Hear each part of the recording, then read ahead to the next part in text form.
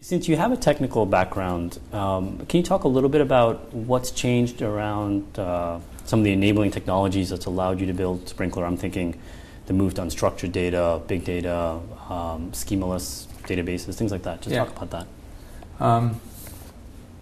So Sprinklr has got a very big mission in front of us.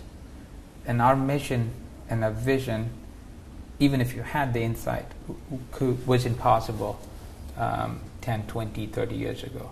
And the reason is the enabling technology pieces were not there. So when I was doing Bigfoot, we were built on top of a relational Oracle database. And that model fundamentally is good for Oracle, but bad for the business, because you progressively get dependent on a piece of technology and a company that eventually can practically hold you hostage. And that's something that a lot of companies that we started before the new world are suffering from. In the last 8 to 10 years, two things have happened. The availability of infrastructure to build products and applications changed rapidly. B, the process and speed of innovation of that ecosystem has changed dramatically. So a lot of problems when we're doing email, we had to rewrite operating system components to increase throughput, because the operating system Linux was imposing limits on what the code could do. At Sprinklr, you've done a handful of acquisitions. Yes. How do you think about managing all those code bases? And what we do is we take that team that created the first, second, third iterations of that product, and we give them a clean slate, and we give them our entire technology stack. So we take that team that has a ton of domain knowledge, that has a ton of insights into how they would have done it differently, give them all the infrastructure components of analytics and governance and automation, all of that, and a full enterprise stack, and have them work with our core engineering team to rebuild that on our stack. So if you're going to throw away the code base, why waste the energy in doing these acquisitions?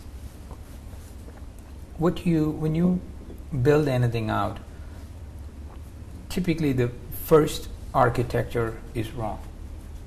The second architecture is likely wrong. Around the third and fourth is when you get the core constructs right, because we are modeling things that did not exist. And that's what's going on in social. So when social got started, no one really thought there would be like now 30, 40 different channels and new ones coming. No one really thought that would become the primary way of people communicating with each other.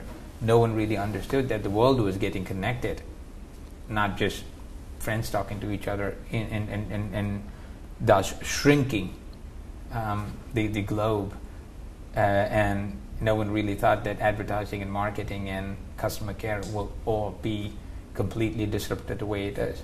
Sprinklr is a bit unique. These days in Silicon Valley, everyone's talking about freemium models, inside sales. Sprinklr has field sales. What do you think about that? What happens in the Valley, and more generically in most industries, is there is the trend and the herd approach to doing things. So there was a time when, everything needed to be a platform. If you go back 5 years, everything needed to be a point solution. There were companies whose entire purpose in life was to shorten URLs. There were a lot of these features that pretended to be products. There were a lot of these products that pretended to be platforms, and a lot of platforms that pretended to be infrastructure. And getting the distinction right is super important.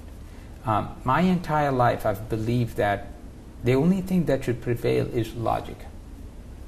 And so looking at, platform is in play now, and that's how you get valuation, or looking at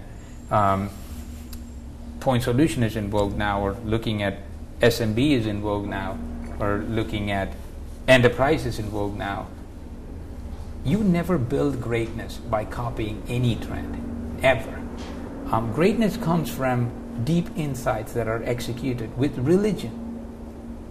with commitment so deep that they're unwavering, guided by one single true north.